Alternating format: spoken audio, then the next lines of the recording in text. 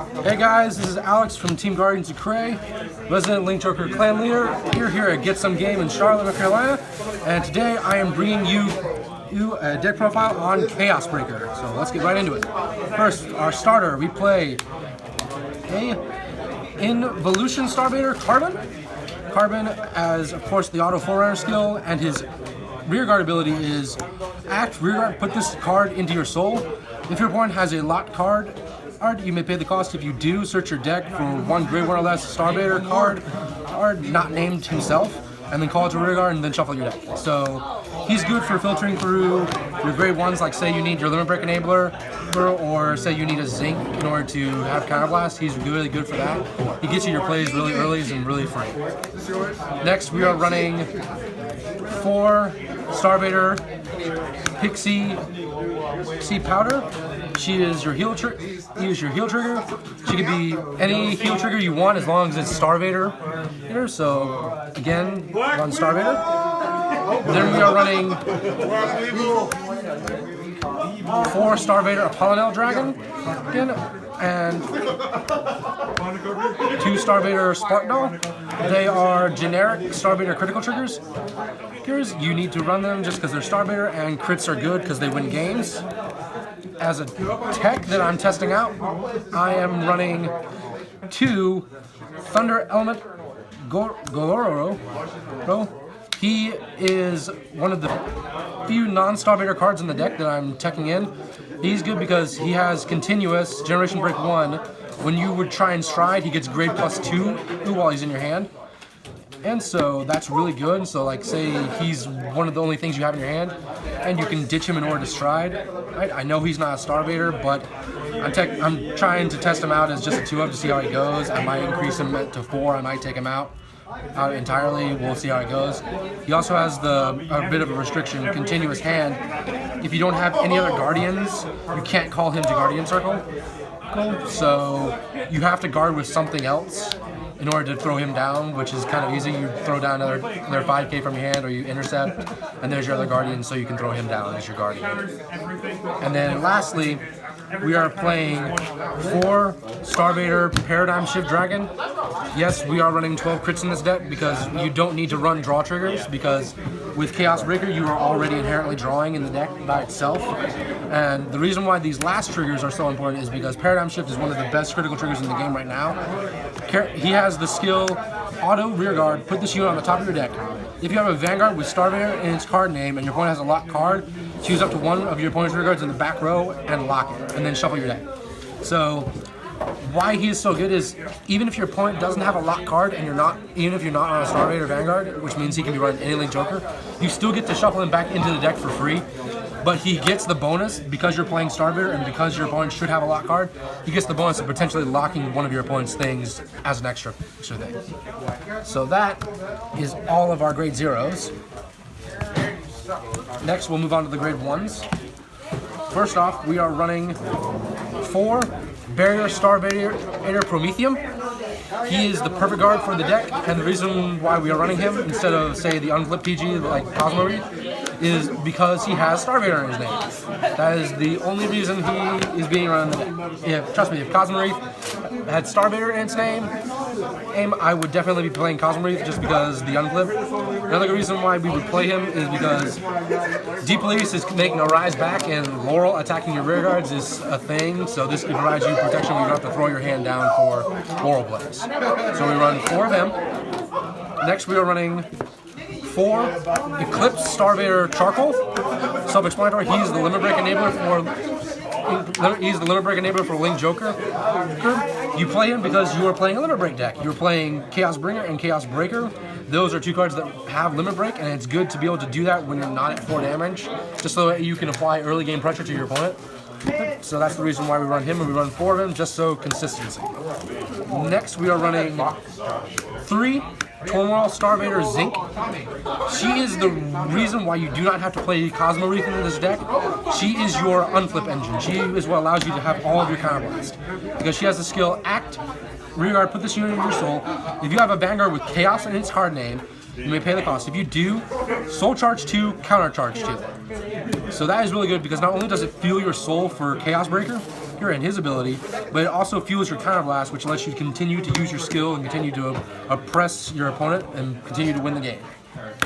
Lastly, the only other non-Starbaiter card in the deck that we are running 3 Destiny Dealer. Destiny Dealer is the stride partner for Link Joker. Obviously, striding is important, and you want to be able to stride easily without having to ditch too many cards. Destiny Dealer is your answer to that. So that's it for the grade 1s.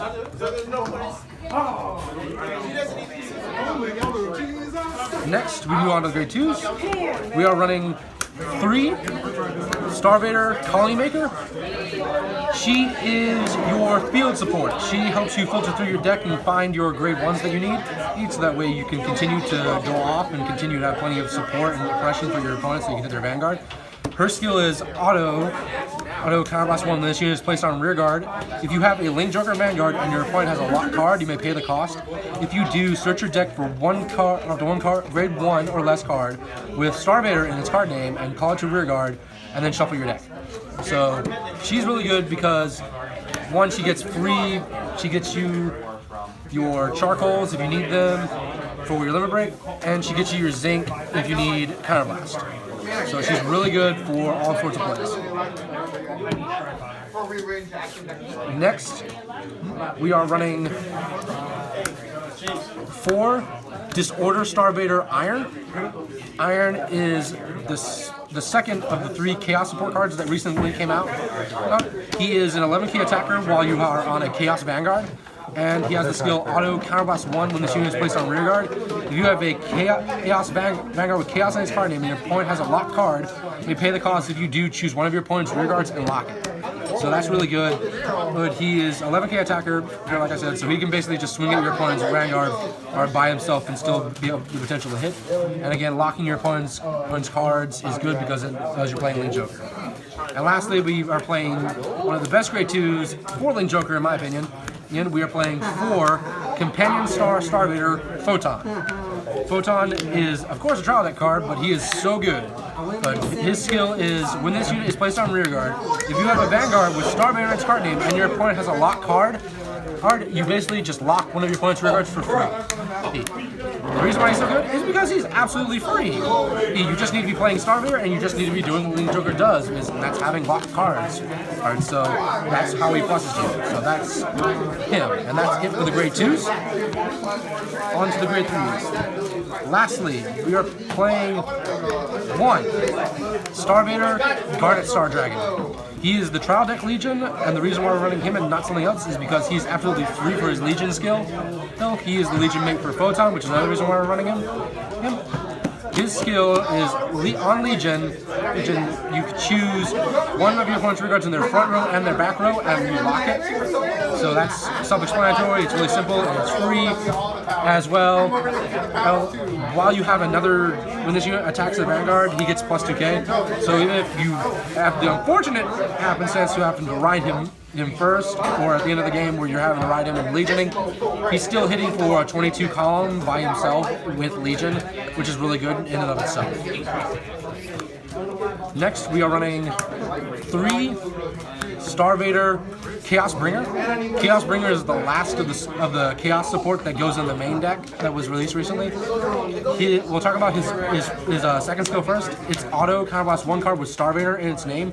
When this unit is placed on Vanguard, you may pay the cost. If you do, choose one of your opponent's back row rear guards and lock it. So this can lock your opponent's annoying starters or any annoying grade 1s that are in the back row that you don't want to deal with on your opponent's turn next time, which is really good. And then we'll talk about his good skill, his Limit Break skill, which is why you run him in the deck. Limit Break 4, Counterblast 1 at the beginning of your opponent's main phase. If your opponent has a locked card, you may pay the cost. If you do, search your deck for up to 1 card named Chaos Starbaiter, Chaos Breaker Dragon, and write it on your Vanguard as stand. This is good because, 1, it gets you right into Chaos Breaker, so say you don't have Breaker in hand, and for next turn, this guy gets you your breaker automatically, and so that way, when your opponent ends their turn, if they haven't had a way to unlock their cards, you can immediately start blowing them up and start drawing from breakers, which increases your hand, which helps you go off hard. So that's why we run him. And lastly, we are running the strongest Link Joker for grade 3, the leader of Starbaiter himself, Starbaiter Chaos Breaker Dragon. he is the reason why we run this deck. He is basically a better version of Alter Ego Messiah. He is early game Alter Ego Messiah. Now, let's talk about his axe skill first. Counterblast 1 and choose a card with Starvader in its card name from your hand and discard it. And then you may choose one of your opponent's rear guards and lock it. Okay, then this ability cannot be used for the rest of the turn. So it's just a free instant lock. By discarding a Starvader and counterblasting 1, it's an auto lock for anything. So say you have to ride him first and you can't stride, or you're going first and you ride Breaker first, you can instantly still lock something, which still lets you plus by activate all your skills like Carbon, and Iron, and Photon, so you can still go off. And then we'll talk about his Limit Break skill. So this is the real reason that we run him. The reason why he is, in my opinion, better than Alter Ego Messiah, because he's early game. Limit Break 4, or Soul Blast 1 card with Starvader in its card name. During your opponent's end phase, when one of their cards is unlocked, you may pay the cost. If you do, retire that rear guard and draw 1 card. So this is good. The reason why this is better, in my opinion, than Alter Ego Messiah is because of the fact that while Alter Ego still draws, your opponent's rear guards stay on the field. With Breaker, your opponent's rear guards are retired and you draw.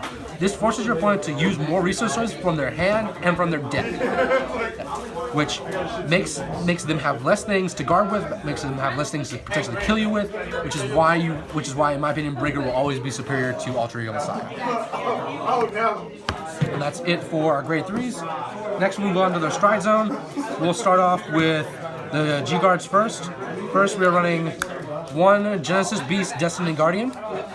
Now, the reason why we're running him is because there's nothing really better to run 4-lane Joker at the time.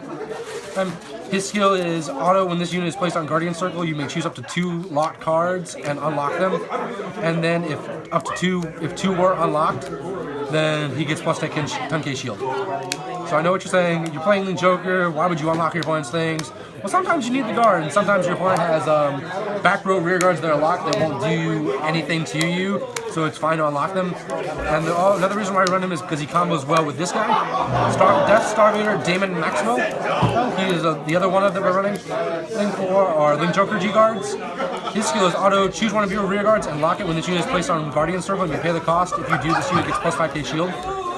So the reason why this is good is because this combo is good, because you can G-Guard into Maxwell and lock one of your rear guards stay in the front row that you don't want your opponent swinging into. So there's your instant 20k guard for something, and say you still need more.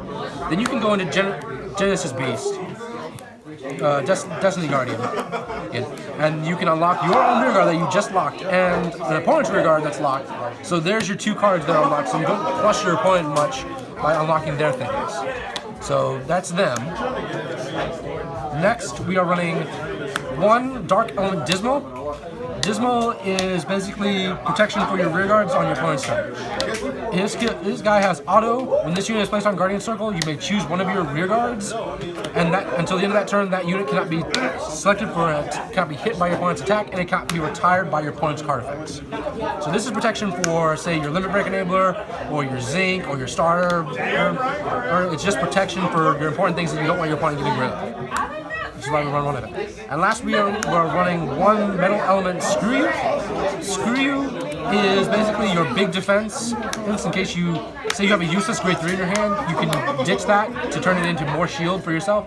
Because he has the skill auto, choose a card from your hand and discard it. When this unit is placed on Guardian Circle, you may pay the cost.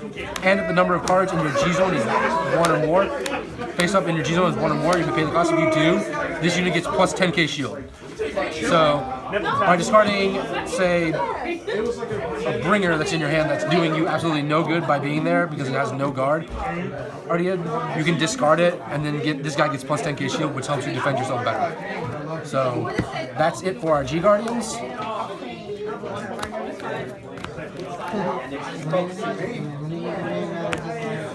Next, we are running 1 Genesis Dragon Judgment Messiah. Judgment Messiah is a good one of in my opinion.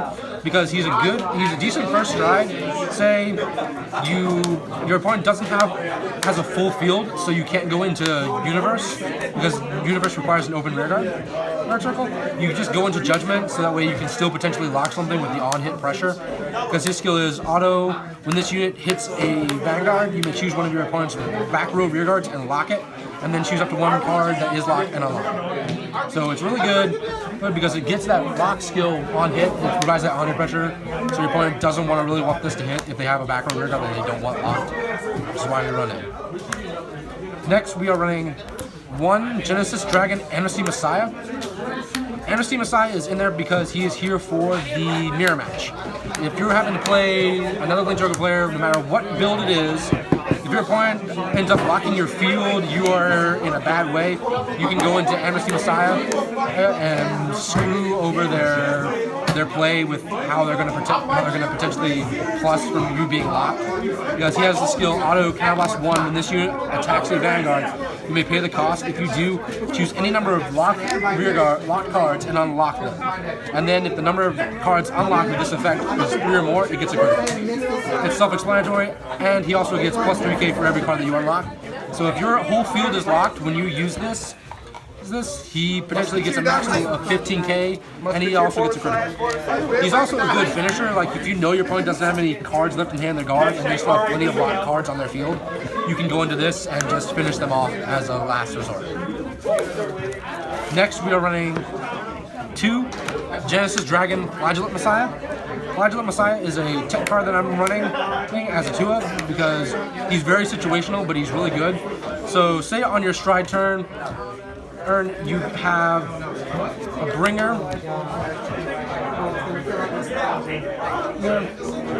and Iron, and a Photon. So what you can do is you can potentially lock your opponent's back row booster that's behind the Vanguard. You can lock a front row rearguard, and you can lock another front row rearguard. So there's 3 cards locked. You basically triangle lock them. Then with Flagellant, you can unlock the back row rearguard that's boosting your opponent's Vanguard, and then Omega lock your opponent's front row. So there goes their potential to attack you with anything but their Vanguard next turn. So it's really good. It's really good at limiting your opponent, which is why we run him. His skill is Auto Counterblast 1 and choose anything in your G zone and flip it face up. When this unit attacks your Vanguard, you may pay the cost. If you do, for every face-up copy of himself, choose up to 2 locked cards and unlock them. Then if at least one card was unlocked with this effect, choose any number of locked cards, and those cards cannot be unlocked during your opponent's next turn. And then you'll probably never get the last part of this skill off. But if 3 cards are unlocked with this skill, then you get a critical. Simple, self-explanatory, and that's him. Next, we are running one of the best Link Joker strides right now. We are running 4 Nebula Dragon Big Crunch Dragon. He is so good, and he is so cheap, and he basically shuts down an opponent's entire column of rearguards for 2 turns. Because his skill is act Vanguard once per turn, Counterblast 1 and choose a copy of himself and flip it face up. When you pay the cost, you choose one of your opponent's rearguards and then Omega lock the entire column, which is very good because say your opponent has a resist unit in their front row that you can't target, but they don't have a resist unit in their back row. You target their back row rearguard, and then it still Omega locks that whole column. So it gets around the resist just like Root Flare in Kagero does. So he's really good, and it limits that whole column for 2 turns. So next turn, if your opponent calls another full column to try and hit you, you can go into their second Big Crunch and do the same thing. So there they have still no 2 columns for 3 turns, which is why we're running. He's really good. And lastly, we are running the big boss himself, 4 Death Star Vader Chaos Universe. Chaos Universe is the last Chaos card support that came out recently. He is really good, and he also is a way to limit your opponent's resources from their hand, because he has the skill Act Vanguard once per turn, Counterblast 1, and choose a copy of himself and flip face up. You then choose one of your opponent's open rearguard circles. Your opponent calls a card from their hand face down on that rearguard circle as locked. And then he has the bonus skill, if the number of cards in your G zone is face up is 2 or more, you choose another one of your opponent's rearguards and lock it. So there's a potential to lock 2 things, but at base he's already locking 1 card from your opponent's hand, which limits what they have to do. It makes them have to use cards from their hand, which again limits what their resources are. So that's why we run him, that's why he's good. And that, my friends, is Chaos Breaker. I hope you enjoyed the deck profile. Look forward to more in the future. Later. 1, 2, 3, 4. That's it. Josh. 6 people.